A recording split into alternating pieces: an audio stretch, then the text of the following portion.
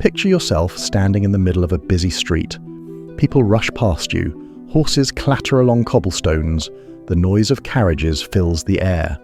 A man in a dark coat steps out of a nearby building, adjusts his scarf against the chill, and calmly makes his way down the block. He has no reason to think this walk will be unusual. He's done it 1,000 times before, but this time is different. He never makes it back. No body is ever found. No clear answers are given. The man, respected and known to many, simply vanishes from history. That image may sound like the start of a mystery novel, but it isn't. It's real. Again and again throughout history, men and women, not just ordinary citizens but well-known figures, have disappeared without explanation. Judges, millionaires, scientists, even authors who left behind unforgettable words. Some vanished in crowded cities, others in desolate landscapes where nature itself seemed complicit. But in every case, the result was the same. A human being gone, their fate swallowed by silence. When someone dies, their life has an ending. A death certificate, a funeral, a memory recorded in the family line. But when someone disappears, the story doesn't end, it fractures. We are left with fragments, their last words, their last movements, their last known location. And in those fragments, our minds begin to fill in the blanks. Did they run away? Were they taken? Did they meet a tragic accident? Or did they simply choose to vanish, leaving behind everything they once knew? That's why disappearances hold such power. They blur the line between history and myth. We're left not with facts, but with possibilities. And in those possibilities, the human imagination thrives. For the families left behind, the not knowing is worse than grief. And for history itself, these vanishings are like holes torn into the fabric of time. In this story, we'll explore 5 such cases. These are not random disappearances plucked from rumour. They are the vanishings of men whose lives touch politics, science, literature and wealth, men who should have been remembered with certainty, and yet their final chapters remain unwritten. Our journey begins in the young United States of America, just decades after the Revolutionary War, when a distinguished judge stepped out into the winter streets of Manhattan and was never seen again. From there, we move to a man whose words reshaped the national conversation about slavery, only for him to vanish once more, this time from the historical record itself. We'll hear about a Canadian millionaire whose fortune remained untouched while he disappeared into thin air. We'll explore the riddle of an Italian physicist, so brilliant that his colleagues swore he could hide forever if he wished. And finally, we'll travel to the cold, alien landscapes of Antarctica, where a young scientist walked into the snow and never came back. What ties these stories together is not just the fact of disappearance, but the scale of mystery they left behind. Each case sparked theories. Each case left clues that were examined, re-examined, and debated for years. And each case has never been solved. The strange thing about these vanishings is that they remind us of how fragile even the most prominent lives can be. We imagine that wealth, reputation, or brilliance provide protection. We think that the powerful cannot simply disappear. But these stories prove otherwise. Sometimes the most visible people can become the most haunting mysteries. So as you listen, I want you to picture the world as it was when each of these men vanished.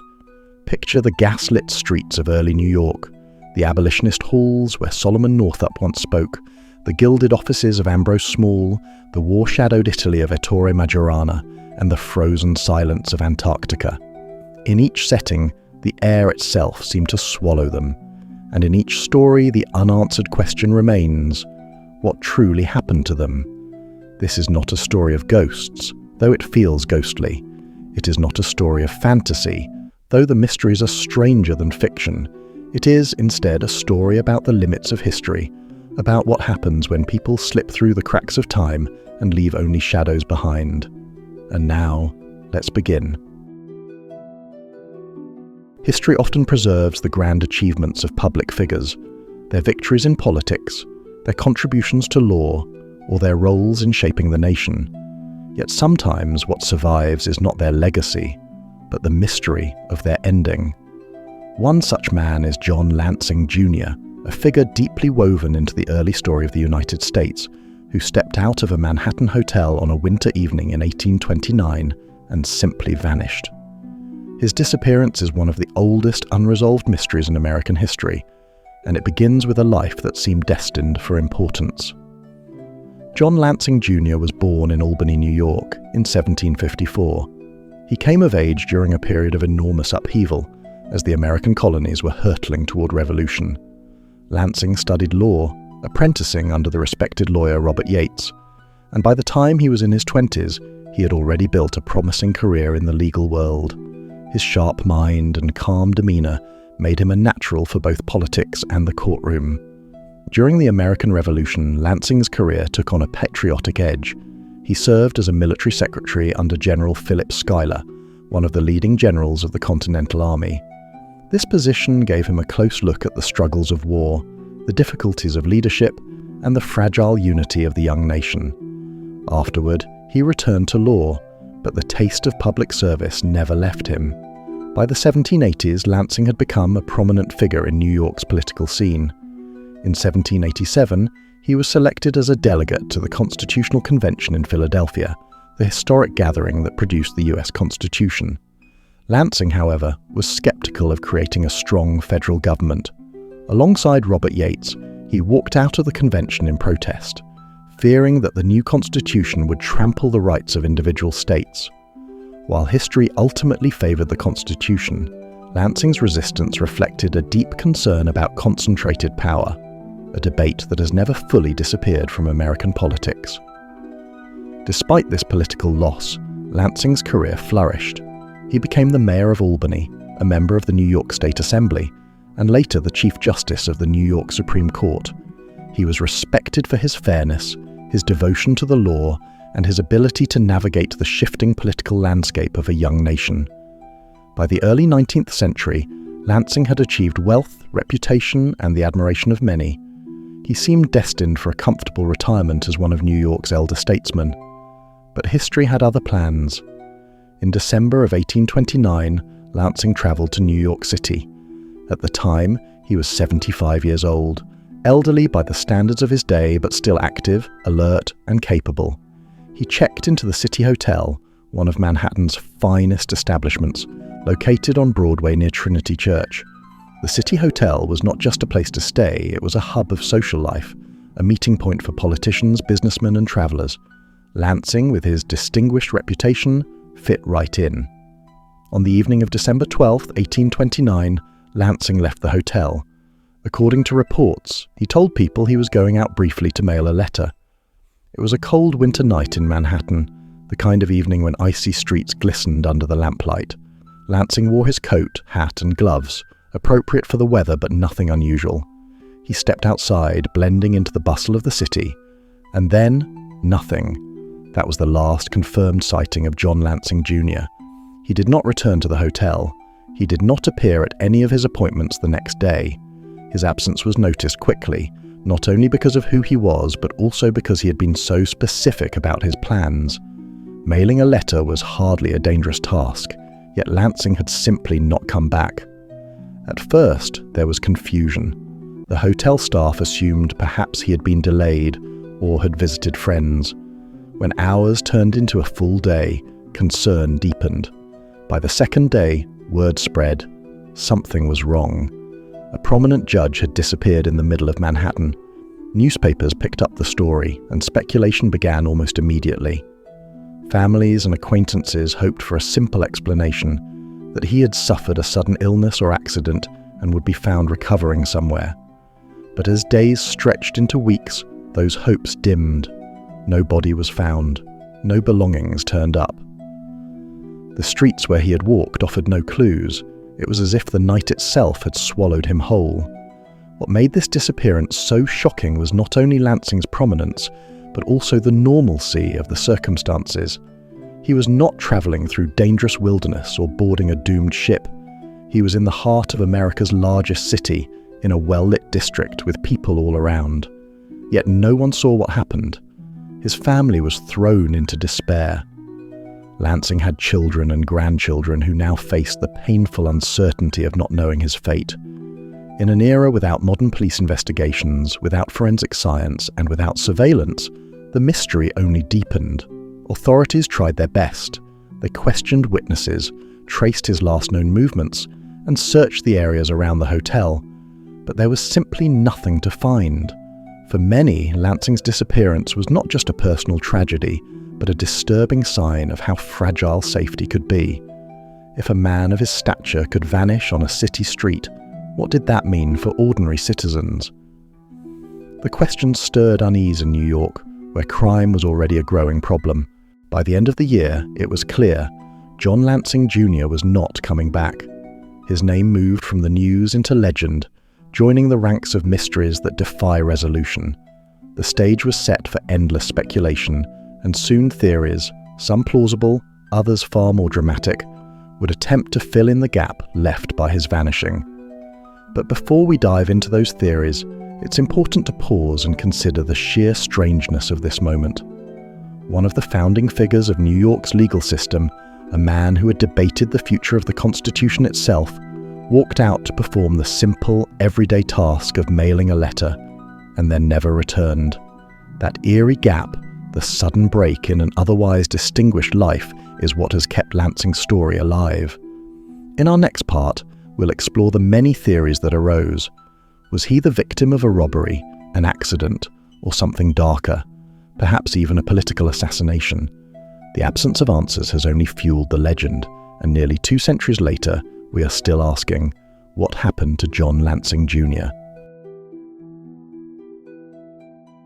In the early 19th century, the United States was a nation of contrasts. Freedom and slavery coexisted uneasily, wealth and poverty sat side by side, and justice was often a fragile ideal. In this turbulent world, one man's life became a symbol of endurance, resilience, and the human struggle for dignity. That man was Solomon Northup, a free black man from New York who survived the unimaginable and chronicled his ordeal in the memoir 12 Years a Slave.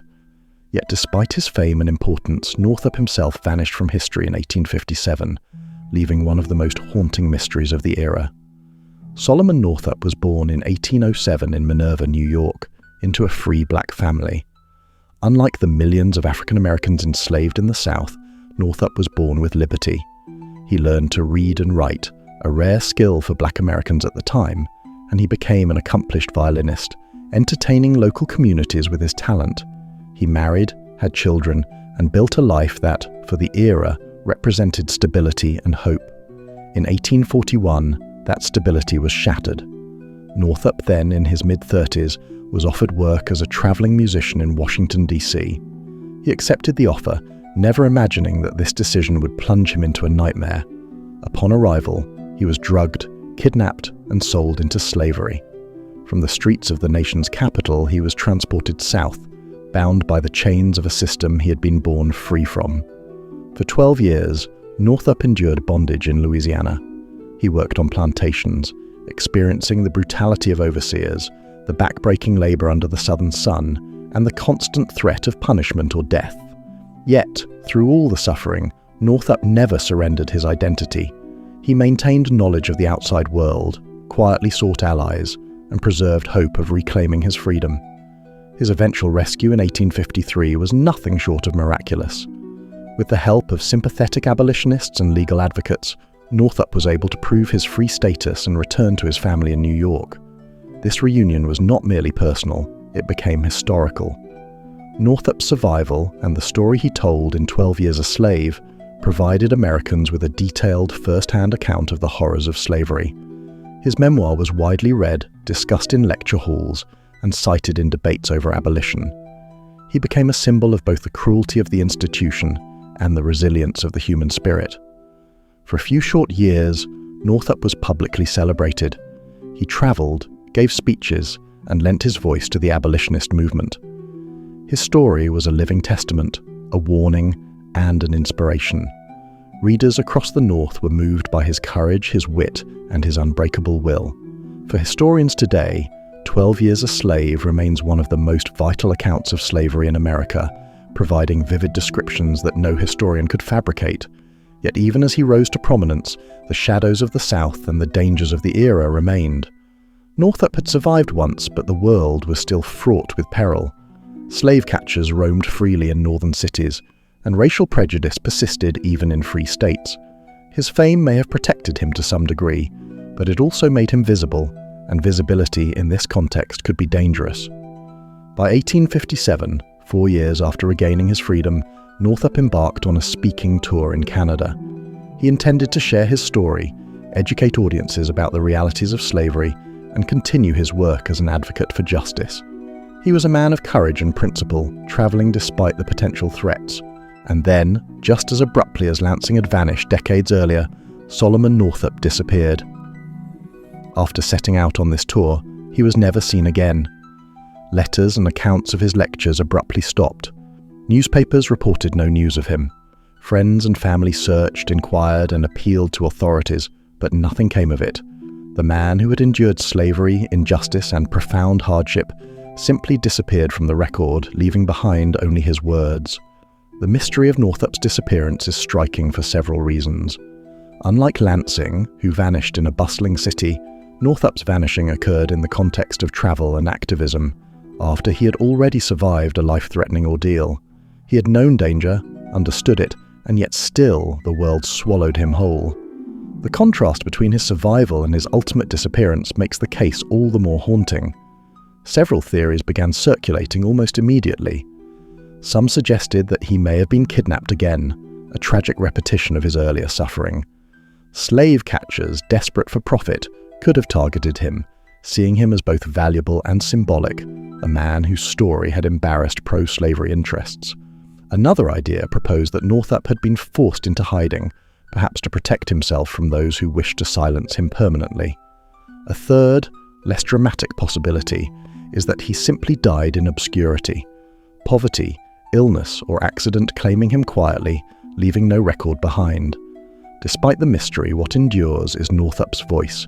His memoir survived, and with it, the evidence of his life, his suffering, and his courage. The fact that he disappeared does not diminish the power of his story. It enhances it, adding a layer of haunting ambiguity that keeps readers, historians, and audiences returning to his life for answers. In the bustling world of early 20th century Canada, wealth and ambition often intertwined with intrigue and scandal. Among the most enduring mysteries of this era is the disappearance of Ambrose Small, a man whose fortune and fame made his sudden vanishing all the more baffling. Small was not just any businessman, he was a theatre magnate, a millionaire whose decisions shaped the cultural life of Toronto, and a figure whose disappearance would captivate the public imagination for decades. Ambrose Small was born in 1866 in Ontario, Canada, into a family with modest means. Through ambition, intelligence, and an acute understanding of the entertainment industry, he built a business empire that included numerous theatres across the province. By the 1910s, Small was one of the wealthiest men in Toronto, celebrated for his generosity, his business acumen, and his charm. He was known to host lavish parties, entertain prominent figures, and invest in ventures that promoted the arts in Canada. Small's theatres were not mere venues for entertainment, they were symbols of his vision. He sought to bring culture, music, and drama to communities that might otherwise have had limited access. His empire was lucrative, but it also required careful management, negotiation, and the constant balancing of public and private interests. In many ways, Small was a man who thrived in the limelight, his persona intertwined with the success of his businesses. Despite his wealth and influence, Small's life was not without controversy. He was known for his flamboyant personality, his charm masking a shrewd and sometimes ruthless business sense. Rivals and competitors watched him closely, envying his success and occasionally questioning his methods. Yet few could deny his achievements or the cultural impact of his enterprises. The story of Small's disappearance begins in 1919, a year of major transitions in both his personal and professional life. After years of managing his theatre empire, he decided to sell his holdings, completing the transaction on December 2, 1919. The sale brought him millions of dollars, a fortune that, in today's terms, would be staggering. Small was poised to enjoy a life of leisure, influence, and comfort, with financial security guaranteed. And yet, Within days of this monumental deal, something extraordinary occurred. On December 2nd, 1919, Small disappeared. He left his Toronto office reportedly in good spirits and was never seen again. Unlike many vanishings, this one was marked by its meticulous timing. He vanished on the very day he sold his empire, leaving behind a fortune untouched, a family bewildered, and a city enthralled by the mystery. Initial reactions were a mix of disbelief and concern. How could a man with such wealth simply vanish? Unlike John Lansing Jr., whose disappearance occurred in the cold anonymity of Manhattan streets, Small disappeared in the heart of Toronto, surrounded by offices, staff, and colleagues. He had a home, a wife, and a prominent social life. And yet, he seemed to evaporate into thin air. The circumstances only added to the intrigue. Small left no note, no indication of planning, and no hint that he might disappear voluntarily. His family and employees initially assumed he had stepped out briefly. But as hours turned into days, anxiety grew. The police were alerted, and search efforts began in earnest. Authorities combed the city, questioned associates, and scrutinized business dealings. But the trail was cold from the start. Small's disappearance captured the imagination of the public. Newspapers reported the story extensively, framing it as a sensational mystery. Headlines speculated on kidnappings, foul play, and hidden motives. Toronto became a city of questions. Was Small's disappearance the result of personal strife? Had he been targeted by rivals? Or had he chosen to disappear for reasons unknown? Interestingly, the case also highlighted the limits of law enforcement in the early 20th century. Police could investigate, interview witnesses, and follow leads, but the suddenness and precision of Small's disappearance made it exceptionally difficult to trace. Unlike today, there were no surveillance cameras, no digital records, and no modern communication methods to track his movements. Small's vanishing became a perfect storm for speculation and rumour. As days turned into weeks, the theories about what happened began to multiply. Some believed Small had been kidnapped for ransom, although his family never received a demand. Others argued that he had been the victim of murder, perhaps orchestrated by someone with knowledge of his wealth. A third theory suggested voluntary disappearance, that Small had sought to escape public scrutiny or start a new life in secrecy, although this seemed unlikely given his strong ties to his family and businesses. The sheer audacity of the disappearance made it a topic of fascination. A man could sell millions of dollars worth of property, vanish from his office, and leave behind everything that made him recognizable. This was almost cinematic in its execution. Letters and reports of sightings surfaced sporadically, with people claiming to have seen Small traveling under assumed identities, but none of these accounts could be verified. The mystery deepened, and over the decades, Ambrose Small became a figure of legend, a story told in hushed tones and sensationalized headlines. In addition to the public fascination, the disappearance also cast a shadow over Small's family and associates. His wife, staff, and business partners were left with uncertainty, unable to determine whether he had been harmed, kidnapped, or had fled. The vanishing of Ambrose Small on December 2nd, 1919, left Toronto, and indeed all of Canada, in a state of shock and fascination. Here was a man of immense wealth, influence, and public recognition who simply walked out of his office and disappeared. Unlike other disappearances that might be explained by accident or misfortune, Small's case was surrounded by intrigue, speculation, and unanswered questions. Over the decades, it has become one of Canada's most enduring mysteries. Immediately following his disappearance, the investigation began in earnest. Police officers questioned staff, associates, family members, and anyone who might have had contact with Small on that fateful day. His office, meticulously organized, offered no clues.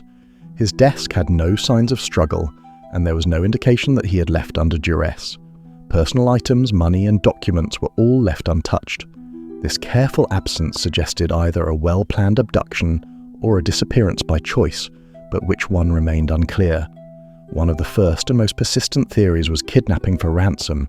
After all, Small had just sold his theatre empire for millions of dollars. Could someone have plotted to seize him for profit? Rumours circulated of letters demanding payment, though no verified correspondence was ever recorded. Despite the allure of wealth as a motive, there was no ransom claim and no credible suspects emerged. This theory, while compelling, offered no resolution and fueled endless speculation in the newspapers. Another theory posited murder by business rivals or disgruntled associates. Small was known to be a shrewd and sometimes ruthless businessman. Rivalries within the theatre industry were common, and enemies had plenty of reasons for resentment.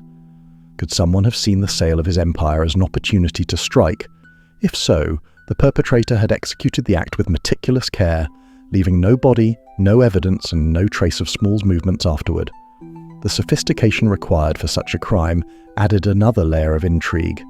In addition to external threats, some historians have considered voluntary disappearance. Could Small have staged his own vanishing? Perhaps he sought to escape the pressures of public life or family obligations. The idea of a wealthy man leaving everything behind for anonymity has a certain allure, but it is complicated by the lack of any subsequent evidence of his presence anywhere else. No letters, no sightings, no indications of a new life were ever verified. Still, the theory persists as one of the few explanations that could fit the available facts. The investigation also examined inside knowledge and domestic involvement. Police questioned Small's wife, his accountants, and his household staff. Some reports suggested tensions within the family, though nothing concrete emerged. Staff members insisted that Small had left voluntarily, yet his sudden disappearance contradicted their accounts. Investigators considered the possibility of collusion or deceit, but could not substantiate any claims. The ambiguity only deepened the mystery. Toronto newspapers were relentless in their coverage, publishing updates, eyewitness accounts, and speculation for months. The public became obsessed with the story. Amateur detectives, local reporters, and curious citizens combed the city for leads. Even the police, constrained by the limitations of early 20th century investigative methods, conducted door-to-door inquiries and interrogated anyone who might have crossed paths with Small. Despite these extensive efforts, no tangible evidence emerged. Over the years, numerous theories continued to emerge. Some suggested that Small may have been assassinated by organized crime figures, though historical records provide little support for this. Others argued that he could have been forced into hiding due to personal or financial pressures. Sightings of a man resembling Small were reported in various Canadian towns, sometimes years later, fueling speculation that he had adopted a new identity. However, all such reports were anecdotal and never verified. What makes Ambrose Small's case particularly fascinating is the combination of wealth, timing, and meticulous planning, or apparent planning. Unlike accidental disappearances, which leave room for randomness, Small's vanishing feels almost intentional. The day he sold his empire, the day he left his office, and the complete absence of evidence suggest a disappearance that was calculated, whether by Small himself or by others. In addition to the mystery itself, the case had profound social and cultural impacts. It exposed the fascination society holds with wealth and power, the vulnerabilities of even the most prominent figures, and the enduring allure of unsolved mysteries. The story of Ambrose Small has inspired books, articles, and documentaries, keeping his name alive more than a century after his disappearance. Despite the passage of time, no new evidence has conclusively resolved the case. Modern investigative techniques, forensic advances, and renewed interest by historians and amateur sleuths have failed to uncover what happened. The disappearance of Ambrose Small remains a puzzle. A wealthy man, a public figure, and a prominent cultural influencer vanished without a trace, leaving behind a fortune, unanswered questions, and a legend that continues to captivate imaginations. Ultimately, Small's story reminds us that history is often stranger than fiction. The convergence of ambition, wealth, and human intrigue can produce mysteries that endure for generations. Ambrose Small's disappearance is not just a tale of vanishing. It is a reflection of society's fascination with the unknown, a reminder that even the most successful lives can end or begin anew in silence and mystery. Next, we move from wealth and intrigue to the frozen and isolated landscapes of Antarctica, where Carl Robert Disch, a young ionospheric physicist, disappeared in 1965 under circumstances that remain perplexing to this day.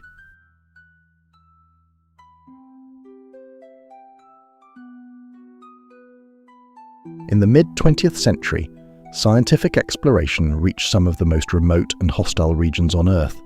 Antarctica, a continent of ice and isolation, became the stage for extraordinary research, human endurance, and, occasionally, baffling mysteries. One such mystery involves Carl Robert Disch, a promising ionospheric physicist, whose sudden disappearance in 1965 remains unexplained, captivating the scientific community and historians alike. Carl Robert Disch was born in 1935 in the United States. From a young age, he displayed an aptitude for science and mathematics, excelling in school and demonstrating a curiosity that would guide his future career. His intelligence and dedication led him to the field of physics, where he specialized in the study of the ionosphere, the upper layer of the Earth's atmosphere, critical to radio communication and scientific understanding of atmospheric phenomena. By the early 1960s, Disch had become a respected figure in his field. His research focused on radio wave propagation, atmospheric conductivity, and other phenomena that required both theoretical understanding and practical experimentation. Colleagues described him as meticulous, careful, and dedicated, qualities essential for someone working in extreme and unforgiving environments. In 1965, Disch joined the United States Antarctic Research Program, a government-funded initiative aimed at expanding scientific knowledge of the southernmost continent. Antarctica was, and remains, one of the most inhospitable places on Earth. Temperatures could drop to hundreds of degrees below freezing, blizzards could appear without warning, and the vast expanse of ice and snow provided few landmarks or safety nets. For a scientist like Disch, this environment demanded discipline, training, and the ability to operate independently while relying on a team for support. During his assignment, Disch worked at Byrd Station, one of the remote research outposts established for scientific study. His work involved setting up instruments to measure the ionosphere, recording atmospheric data, and assisting with ongoing experiments that required precise observations and careful maintenance of sensitive equipment. Life at Byrd Station was challenging. Researchers faced months of darkness, isolation from the outside world, and the psychological strain of living in a confined, extreme environment. Despite these challenges, Disch thrived professionally, earning the respect of his peers for his diligence and technical skill. The events leading to his disappearance were sudden and unexpected. On a routine day in June 1965, Disch left his station to check on equipment in a designated area, a task he had performed many times before. Weather conditions were reportedly stable, though the Antarctic environment is notoriously unpredictable. After setting out, Disch failed to return on schedule. Initial attempts to locate him yielded nothing.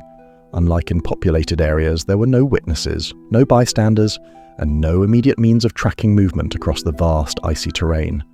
Search efforts began immediately. Teams combed the surrounding area using sleds, dogs, and aircraft when possible, but the harsh environment hindered the operation. Crevasses, snowdrifts, and unpredictable weather made the search dangerous for rescuers as well. Despite these challenges, extensive efforts continued for days, yet there was no trace of Disch, no footprints, no equipment, no signs of struggle. His disappearance was total and baffling. The scientific community was deeply shaken. Disch had been a meticulous and careful researcher, someone unlikely to wander off accidentally. Colleagues speculated about possible scenarios: an accidental fall into a hidden crevasse, sudden exposure to extreme cold, or even disorientation caused by the harsh environment. Yet none of these explanations could be confirmed. Byrd Station personnel insisted that the area he was working in had been routinely traversed, and while dangerous, it was familiar territory for someone of Disch's experience. As news of the disappearance spread, conspiracy theories and speculation emerged. Some wondered whether Disch had staged his own disappearance, seeking to leave the harsh conditions behind. Others considered more far-fetched ideas, imagining accidents involving mysterious atmospheric phenomena or secret government experiments fueled by the Cold War context of the 1960s. In the absence of concrete evidence, imagination filled the gaps, making Disch's disappearance a subject of fascination beyond the scientific community. Adding to the mystery was a reported radio transmission 6 years later, claiming to be from Disch. The message was cryptic, unverified, and lacked sufficient detail to confirm authenticity. Some believed it suggested survival in an unknown location, while skeptics dismissed it as hoax or miscommunication. Whether real or imagined, the transmission intensified public interest and cemented Dish's disappearance as one of Antarctica's enduring enigmas. The disappearance of Carl Robert Dish highlights the dangers inherent in human exploration. Unlike previous mysteries involving urban or political contexts, Dish's vanishing occurred in an environment where the natural world itself posed the greatest threat. His story reminds us of the fragility of human life in extreme conditions and the limits of even the most careful preparation. The disappearance of Carl Robert Dish in 1965 remains one of the most perplexing cases in the history of Antarctic exploration. Despite extensive searches, the harsh environment, and the prominence of his work, no conclusive evidence was ever found.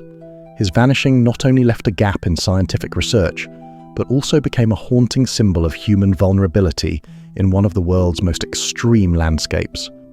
Following his failure to return from a routine field check, immediate search operations were launched at Byrd Station. Teams of scientists, support staff, and specialized personnel combed the nearby areas, using sleds, snowmobiles, and aerial reconnaissance when possible. Antarctica's extreme conditions, however, severely limited the effectiveness of these efforts. Temperatures could plunge below -40 degrees Celsius, sudden blizzards could obscure tracks, and deep crevasses were concealed beneath fragile layers of snow. In such an environment, even the most experienced explorers were at risk, and the search itself became a dangerous undertaking. Despite exhaustive efforts, no trace of Dish was discovered. His footprints disappeared without explanation, and his equipment and personal belongings were found untouched at the station. This total absence fueled both frustration and speculation among colleagues. How could a trained physicist, accustomed to the harsh Antarctic conditions, vanish so completely? The lack of evidence made the case unique, confounding not only those on site, but investigators and historians who would examine it decades later. The most widely accepted theory is that Dish fell into a crevasse. The Antarctic terrain is notoriously treacherous, with hidden fissures covered by thin layers of snow. Even experienced explorers can be caught off guard. In this scenario, Dish may have slipped or misjudged the terrain, falling into a deep, concealed crevasse. Such an accident would explain the absence of his body or any signs of struggle, as the crevasse could have been wide, deep, and inaccessible. This theory aligns with known hazards, and has been supported by subsequent reports of similar incidents among other Antarctic researchers. Another theory involves disorientation due to environmental conditions. The extreme cold, wind, and low visibility of Antarctica can severely impair cognitive function. It is possible that Dish became temporarily disoriented while navigating the icy expanse, wandering into a perilous area and succumbing to exposure. Researchers who have spent extended periods in polar regions describe a phenomenon known as whiteout disorientation, where the uniform white landscape makes navigation nearly impossible. In such conditions, even experienced personnel can become lost and disoriented, which could account for the total lack of trace. Some have suggested equipment malfunction as a contributing factor. Dish's work involved sensitive scientific instruments, including devices used to measure the ionosphere. If a piece of equipment required urgent attention or maintenance in adverse conditions, he may have ventured into dangerous terrain to correct it. A sudden mishap, while attempting to maintain or retrieve instruments, could have led to his disappearance. While plausible, there is no direct evidence to confirm this scenario. More speculative theories have also emerged, influenced by the Cold War context of the 1960s. Some suggested secret government experiments or abductions, imagining that Dish's work in atmospheric physics might have intersected with covert projects. Although there is no verified evidence supporting these ideas, they demonstrate the enduring fascination with the unexplained and the human tendency to link mystery with conspiracy. The alleged radio transmission reportedly received 6 years later further fueled these theories, even though its authenticity remains unproven. The psychological impact on the Byrd Station team was significant. Dish's colleagues were left with uncertainty, questioning how a skilled and cautious individual could vanish without a trace. Their experiences highlight the mental and emotional toll of working in isolation, where the line between life and death is precarious, and the environment is both awe-inspiring and lethal. Over time, the disappearance of Carl Robert Disch has become a case study in Antarctic hazards and human vulnerability. Scientists continue to examine the conditions and risks of polar exploration, using incidents like Disch's to improve safety protocols and preventive measures. Modern technology, including satellite imaging, GPS tracking, and advanced rescue equipment, has drastically reduced the likelihood of similar disappearances, but in 1965, such tools were not available. Disch's case remains a cautionary tale, emphasizing the limits of preparation in the face of nature's unpredictability. Interestingly, the enduring mystery of Disch's disappearance has also captured the imagination of the public. Books, documentaries, and articles have revisited the case, highlighting both the heroism of early Antarctic explorers and the enigmatic circumstances of vanishing without a trace. Unlike urban disappearances where witnesses, clues, or political intrigue often provide context, the Antarctic environment isolates the event entirely, creating a stark and almost mythic narrative. Ultimately, the disappearance of Carl Robert Disch embodies both the triumphs and perils of human exploration. He was a young, brilliant physicist, dedicated to understanding the natural world, yet his life ended, or at least vanished, in one of the harshest and most unforgiving environments on Earth. Theories abound, but certainty remains elusive. Some combination of accident, exposure, or disorientation likely claimed him, but no evidence has ever confirmed the exact sequence of events. As we leave the frozen expanse behind, we turn to the enigmatic world of Ettore Majorana, an Italian physicist whose brilliance rivaled that of Enrico Fermi. In 1938, Majorana disappeared under mysterious circumstances, leaving the scientific world stunned and spawning decades of speculation about whether he had chosen to vanish or met an unforeseen fate. In the annals of scientific history, few disappearances are as enigmatic or as compelling as that of Ettore Majorana, the Italian theoretical physicist whose genius earned him a place alongside Enrico Fermi and other luminaries of the early 20th century. Majorana's contributions to physics were profound, particularly in the fields of quantum mechanics and nuclear theory. Yet, despite his brilliance, Majorana vanished without a trace in 1938, leaving behind a legacy shrouded in mystery and speculation that continues to intrigue historians, scientists, and conspiracy theorists alike.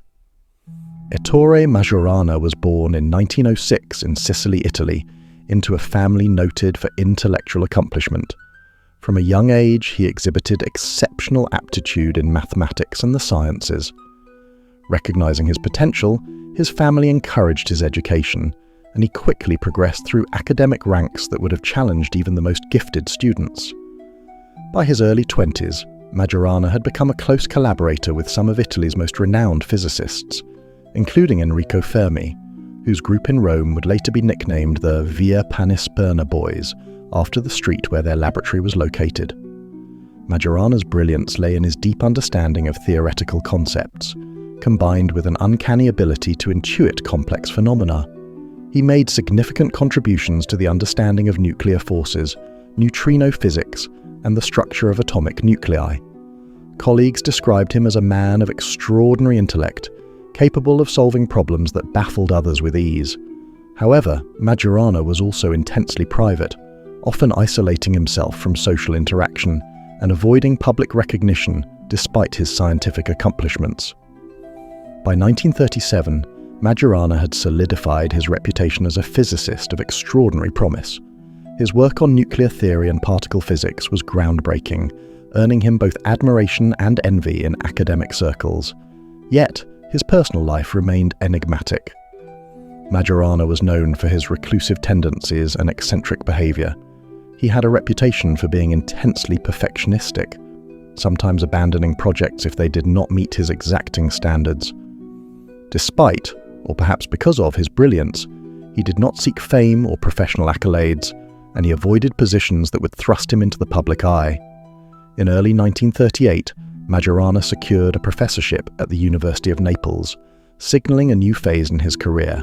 However, colleagues noted that he was becoming increasingly withdrawn, preoccupied with philosophical and scientific questions that often took him to extremes of contemplation and isolation. It was during this period that the world would lose him to one of the most enduring mysteries in the history of science. On March 25, 1938, Majorana left Palermo, Sicily for Naples, ostensibly to take up his teaching duties. He boarded a ship, and that night he vanished. Majorana never arrived at his destination, nor was he seen by anyone after departing Palermo. His disappearance was abrupt, leaving behind personal belongings, letters and notes that offered hints of his intentions but no definitive answers. The absence of a body, a location, or any verifiable sightings made the case particularly baffling. The circumstances surrounding Majorana's disappearance immediately sparked speculation. Some contemporaries believed that he had committed suicide, overwhelmed by the weight of his intellectual pursuits or personal struggles. Others considered the possibility of voluntary disappearance, suggesting that Majorana had chosen to leave his life behind to escape the pressures of fame, politics, or personal obligations. Italy, in 1938, was under Mussolini's fascist regime, and the political climate was tense, leading some to speculate that Majorana might have sought to remove himself from potential danger or political entanglement.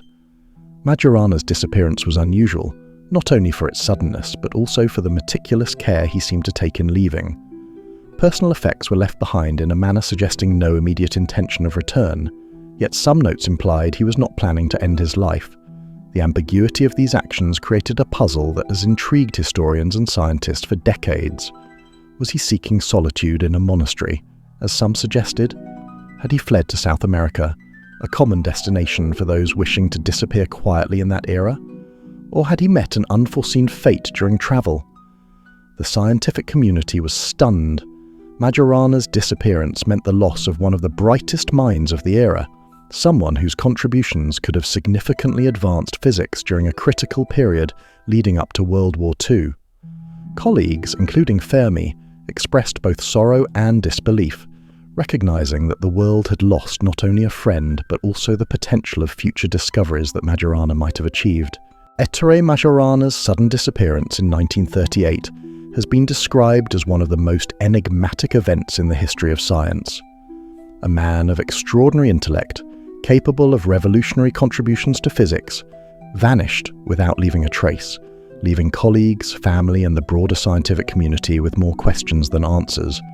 The mystery is amplified by the context of the times: Italy under Mussolini, a world on the brink of global conflict, and a scientific landscape in which Majorana's insights were far ahead of his peers. Following his disappearance from Palermo, a series of letters emerged, some cryptic and others seemingly final.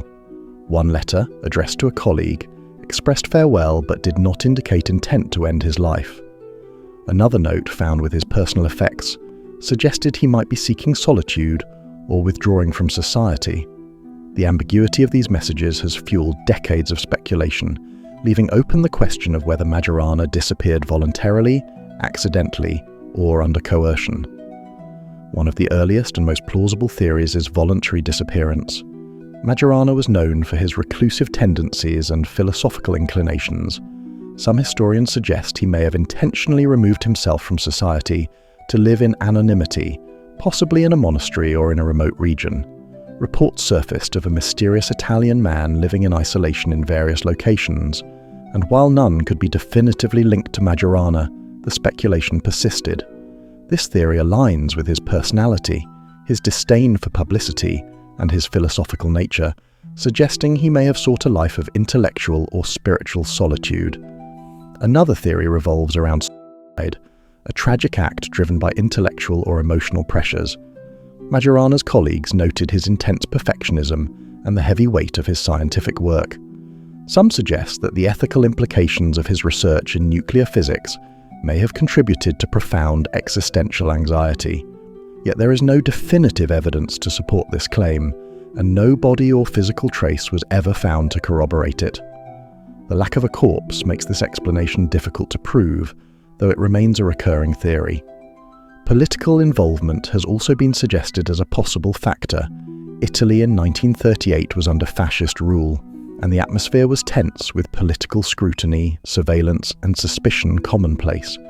Some theorists speculate that Majorana may have feared his work, or personal actions could attract unwanted attention from the regime, prompting him to disappear to protect himself. While there is no concrete evidence that the government was involved, the broader political climate lends plausibility to the idea that fear or threat may have influenced his actions. There is also speculation about flight to South America, a destination for many Europeans seeking a fresh start or escape from political upheaval. Reports of a man resembling Majorana in Argentina and Brazil circulated sporadically in the years following his disappearance, though these sightings were never verified. Such a journey would have allowed him to continue life under an assumed identity, consistent with theories of voluntary disappearance. However, without concrete proof, this remains purely speculative. Some physicists and historians consider the possibility that Majorana may have chosen to withdraw due to concerns about the ethical implications of his work. By 1938, research in nuclear physics was progressing toward discoveries that would later enable the development of atomic weapons. Majorana, aware of the potential destructive power of his field, may have decided to remove himself from the scientific community entirely. This idea resonates with his perfectionist and contemplative nature, suggesting a moral or philosophical motive for vanishing. Despite decades of investigation, no definitive evidence has surfaced. Italian authorities, colleagues, and later historians have combed through archives, interviewed witnesses, and examined letters, yet the trail remains cold.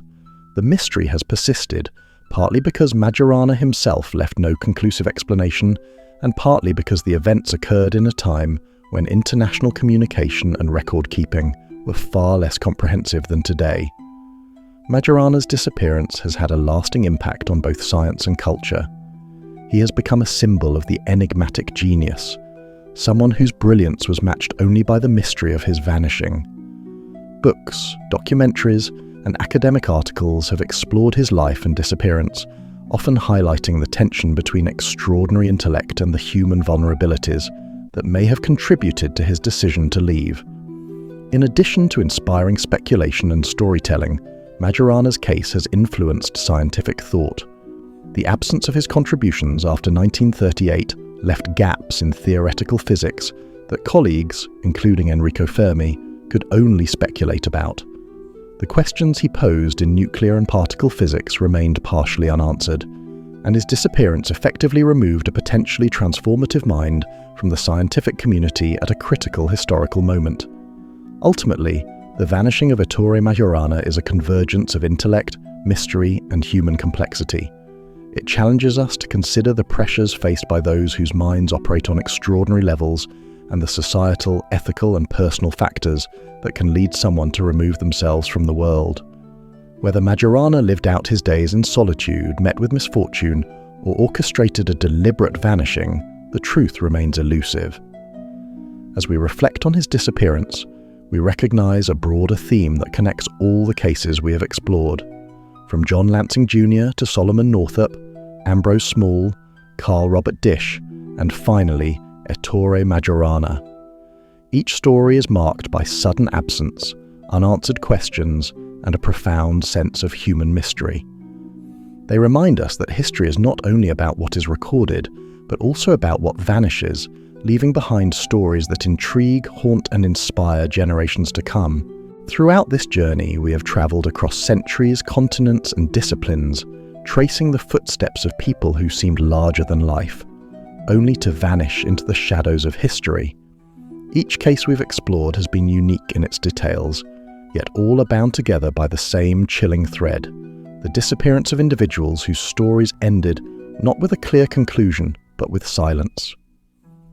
Take John Lansing Jr., for example, a man who helped shape the very foundation of the United States, who argued in its courts and sat at its constitutional convention, disappears one evening in New York City as casually as if stepping out for a stroll. No body, no clues, no definitive end. How does someone so prominent vanish in the very heart of the city? Lansing's case reminds us that even the powerful are not immune to the mysteries of fate. Then there is Solomon Northup, whose life was already defined by extremes of tragedy and resilience. His memoir, 12 Years a Slave, stands as one of the most powerful first-hand accounts of the brutality of American slavery. After surviving enslavement and reclaiming freedom, he vanishes once more, this time into history itself. Was he kidnapped again? Did he die in obscurity? Or did he choose a life in the shadows? For someone whose voice helped to dismantle one of history's greatest evils, the silence that followed is almost unbearable. Ambrose Small takes us into a different world, that of wealth, privilege, and high society. A man who had everything most people could only dream of, including theatres, influence, and money, disappears in the middle of Toronto with no warning and no explanation. His fortune remains untouched, his office abandoned, and his name becomes a headline rather than a legacy. Was it murder, betrayal, or a vanishing act staged by the man himself? His case unsettles us because it undermines the illusion of security that wealth seems to promise. Carl Robert Dish represents yet another dimension of the human story, the intersection of science and exploration. Antarctica is already one of the most inhospitable places on Earth, a landscape that devours the unprepared. Yet Dish was no ordinary explorer. He was a brilliant physicist, studying the ionosphere at the edge of human endurance. When he vanished into the ice in 1965, it might have been easy to dismiss it as an accident, a casualty of the extreme environment. But the later reports of strange radio transmissions, supposedly sent by him years after his disappearance, ignite a sense of something deeper, something stranger, that may have unfolded at the bottom of the world. And finally, Ettore Majorana. If the other cases remind us of history's capacity for mystery, Majorana's disappearance pushes us into the philosophical, a genius on par with the likes of Enrico Fermi, a man whose insights could have changed the trajectory of nuclear physics, steps onto a ship and vanishes. No wreckage, no witness, just unanswered questions. Did he fear his research would lead to destruction? Did he escape into the cloisters of a monastery? Did he hide in South America? Or did he simply dissolve into anonymity, choosing obscurity over brilliance? With Majorana, we confront the limits of what we can know, not only about history, but about the human mind itself. What do all these stories teach us? First, they reveal the fragility of human presence in the world. We like to imagine that history is a straight line of events, neatly documented and fully understood. But in truth, history is filled with gaps, ruptures, and silences. Even people at the center of their times, judges, authors, millionaires, scientists, can slip through the cracks, leaving behind only questions. Second, these disappearances remind us of the tension between legacy and obscurity. Each of these figures left behind traces of themselves, a constitutional role, a memoir, a fortune, a body of scientific research, yet their personal fates elude us. It's almost as if history itself decided to write them out mid-sentence. That unfinished quality is what grips us. We are drawn to mysteries not just because they lack answers, but because they confront us with the limits of certainty. Third, these vanishings expose the role of speculation in the human imagination. Without closure, theories rush in to fill the void. For Lansing, the theories involve political enemies and street crime. For Northup, they include kidnapping or secret missions. For Small, whispers of betrayal and murder persist. For Dish, conspiracy theories about secret transmissions linger. And for Majorana, endless debates swirl about whether he lived or died, withdrew or was silenced. In the absence of evidence, imagination becomes history's shadow. But perhaps most importantly, these cases invite us to reflect on the mystery of presence itself. To disappear is not simply to stop existing, it is to rupture the thread of narrative that ties us to others.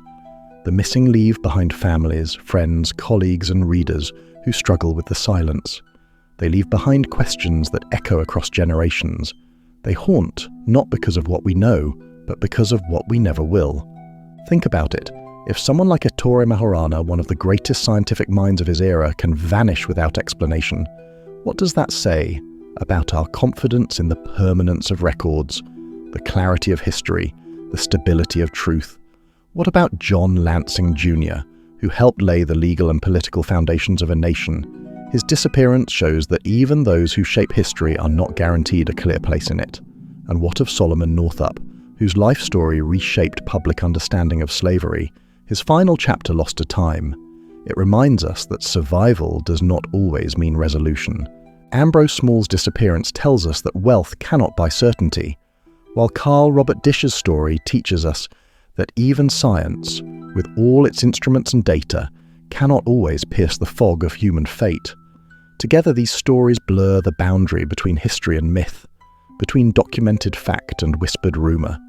They exist in a liminal space, half remembered, half invented, always unresolved. As we close this exploration, it's worth asking, why do these stories captivate us so deeply? Perhaps it is because they mirror our own fears and fascinations. To disappear is to confront the ultimate unknown, to face the possibility of erasure. In these stories, we see reflections of our own vulnerabilities, the recognition that certainty is rare, that life can shift in an instant, and that closure is not always guaranteed. And yet, there is also something strangely comforting in these mysteries. They remind us that not everything is reducible to data and explanation. Even in an age of surveillance and digital records, there are still places where silence reigns, where the unknown persists. These vanishings remind us that history is not a solved puzzle, but an open-ended story. So, the next time you hear about someone vanishing without a trace, whether in a modern headline or a tale from centuries past, remember these figures: John Lansing Jr., Solomon Northup, Ambrose Small, Carl Robert Dish, and Ettore Majorana. Each of them once lived, once breathed, once influenced the world in their own way. And yet, each of them slipped beyond the grasp of certainty, becoming part of the eternal mystery that history refuses to resolve. We may never know their fates, but perhaps that is the point. The mystery itself is the legacy, and as long as we continue to wonder, to ask questions, and to tell their stories, they remain with us, not as solved cases, but as reminders that history is as much about what is missing as it is about what is known.